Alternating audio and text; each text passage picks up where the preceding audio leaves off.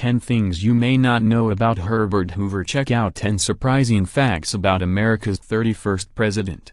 1. He was the first president born west of the Mississippi River. Herbert Clark Hoover was born on August 10, 1874, in a two-room, whitewashed cottage built by his father in West Branch, Iowa, a small prairie town of just 265 people. The future president did not cross east of the Mississippi River until he was 22 years old. 2. Hoover became an orphan at age 9.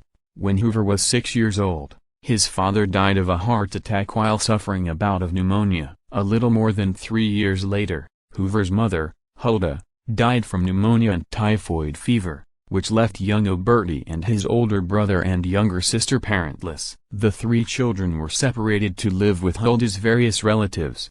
When Hoover was 11, he was put on a westbound Union Pacific train to live with Huldah's brother John Menthorne in Newburgh, Oregon.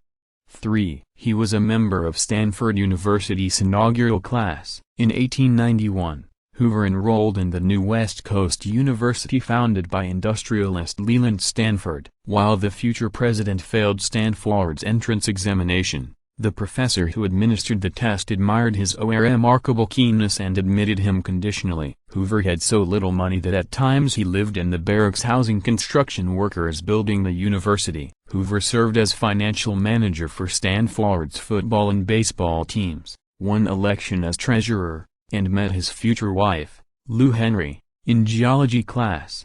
4. He was a self-made multimillionaire.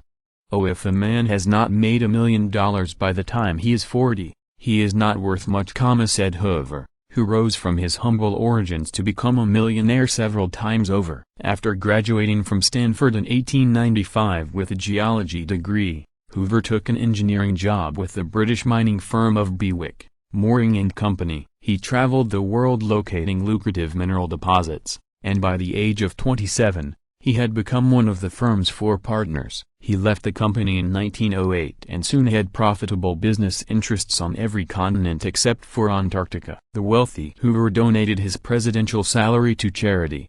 5. Hoover helped save millions from starvation after 2 world wars. Although accused by some of reacting callously to the millions of Americans forced onto breadlines during the Great Depression, Hoover was recognized around the world as such a great humanitarian that he was nominated 5 times for the Nobel Peace Prize. After Hoover spearheaded a private effort to ensure the safe return of 120,000 American tourists stranded in Europe at the outbreak of World War I, the United States government recruited him to deliver food to neutral Belgium, where 7 million people faced starvation. Later Hoover headed the American Relief Administration, which delivered food to tens of millions of people in more than 20 war-torn countries. Between 1921 and 1923, the aid he directed to the famine-stricken Soviet Union fed more than 15 million people daily.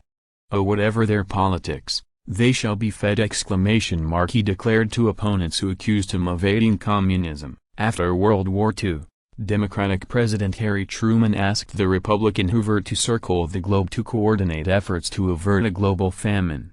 Oh, he fed more people and saved more lives than any other man in history, said Hoover associate Neil McNeil. 6. Franklin D. Roosevelt once wished Hoover would become president. Public opinion of Hoover was so high following his humanitarian work during World War I that both Republicans and Democrats courted him as a presidential candidate in 1920. Oh, he is certainly a wonder, and I wish we could make him President of the United States, wrote Roosevelt, Assistant Secretary of the Navy at the time. Oh, there could not be a better one. 12 years later, the 2 men became bitter foes for the presidency as Roosevelt defeated Hoover in a landslide. 7. Before Hoover became president, he starred in the first television broadcast in American history. While serving as Secretary of Commerce under President Calvin Coolidge, Hoover's voice and image were transmitted live over telephone wires in the first American demonstration of television on April 7, 1927. Oh, today we have, in a sense, the transmission of sight for the first time in the world's history, Hoover told a gathering of newspaper reporters and dignitaries in New York City from 200 miles away in Washington, D.C. Oh, human genius has now destroyed the impediment of distance. 8. He won the presidency in his first ever election campaign. Hoover never held elective office until he won the 1928 presidential campaign. Before becoming the 31st president, Hoover had been appointed to his previous government positions. 9. There is a sport that bears Hoover's name. To keep Hoover physically fit, White House physician Admiral Joel T. Boone developed a game played by the president and his staff each morning on the south lawn of the White House, in which teams of 2 to 4 players threw a 6-pound medicine ball over an 8-foot-high net. Dubbed a Hoover Ball by a New York Times reporter in 1931, the sport was played on a court similar to tennis and scored the same, with the exception being that the ball was thrown instead of hit with a racket. It required less skill than tennis, was faster and more vigorous, and therefore gave more exercise in a short time, Hoover wrote in his memoirs. A National Hoover Ball Championship is held in Hoover's birthplace of West Branch, Iowa, each year.